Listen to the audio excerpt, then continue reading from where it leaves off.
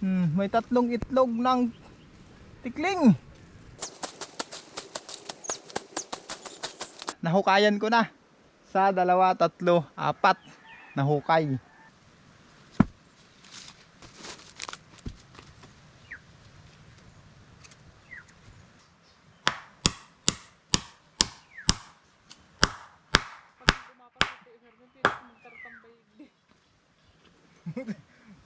Ngayon pala mga kasinag, gagawa po ako ng bahay nung kambing. Lilinisan ko muna yung area ng paggagawa ng kubo. Kasi nga pag nagtag-ulan na, ako rin ang mahirapan kung saan ko ilalagay itong alaga nating kambing. Lalo na may nabili na si Kuya Milby na barako na kambing. Kaya itong kambing natin dadami na ito.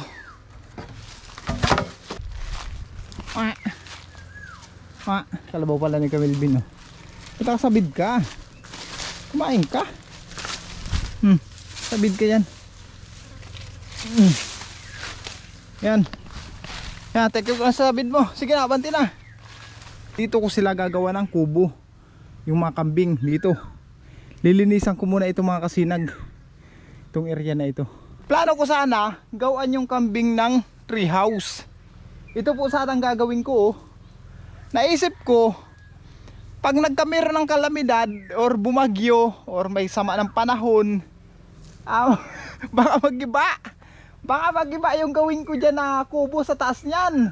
Kaya naisipan ko na hindi na lang ako dyan gagawa, dito lang sa baba. Gustong gusto sana naman kambing mga kasinag na nasa taas. Kaso nga lang, pag may sama ng panahon, kung magiba yung kubo, madisgrasya pa sila dyan sa taas na yan. Kaya plano kong magawa dito na lang. Yan, itong area na ito. Tapos itong area na ito, babakuran ko yan. Kung maalala nyo, ito yung taniman ko natin ng kamuting kahoy. Babakuran ko yan pataas sa pagganyan, paikot. Para alpas lang sila dito sa loob. Ngayon, magtrabaho muna ako. Linisan ko muna ito mga kasinag. Hugutin ang espada at magtabas ng damo. Tabasin na ito.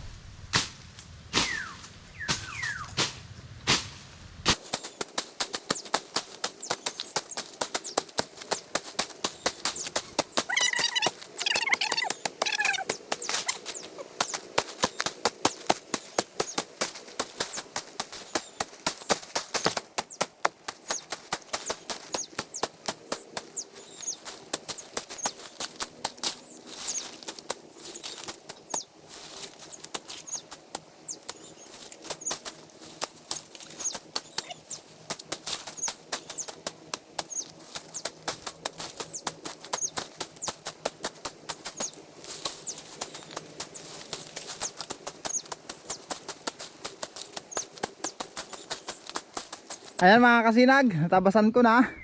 Ngayon susukatan ko na lang ng paghuhukayan natin ng puste. Ayan mga kasinag, kung mapapansin nyo, nahukayan ko na.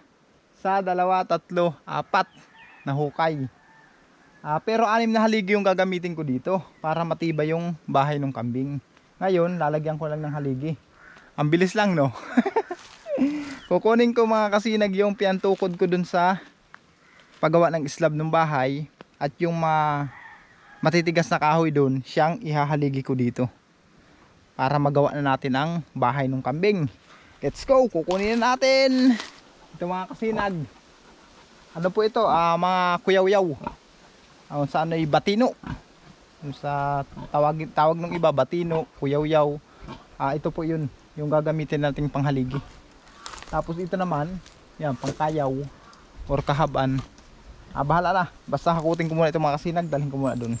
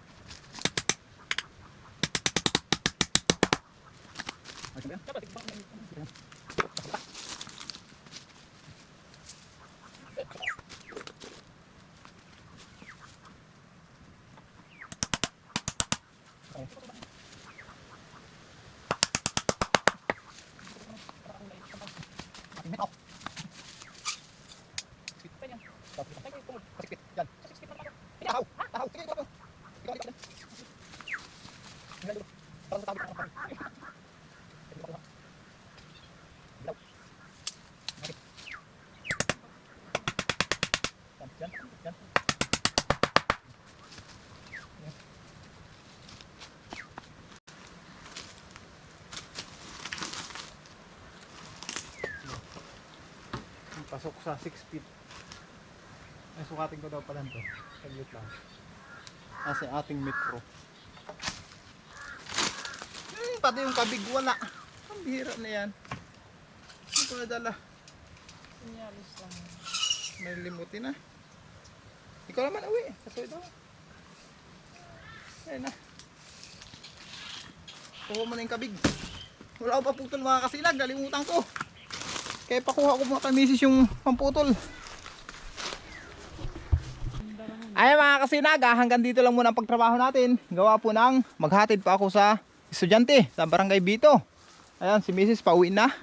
Hanggang dyan lang muna mga kasinag kasi yung kabig ko pala, inaantay ko si Mrs. Hiniram pala ni Camilvin. Kaya wala akong pamputol. Kaya yan, pinatong ko lang muna yung dalawa. Dyan na muna yan. Ilipat ko muna yung kalabaw ni Camilvin mga kasinag kasi sa akin ibinilin ito ni kuya eh. Kaya dapat may lipat natin dito. Ayan. Wah! Wah! Wah! Nasaan yung pamtusok ko? Oh, may nagkuha ng aking pantusok.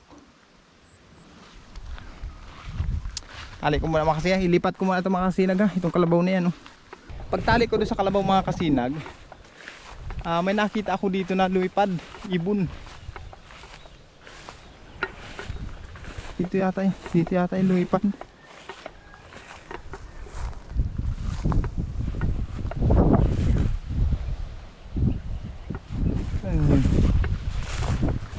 Saan lugar yun?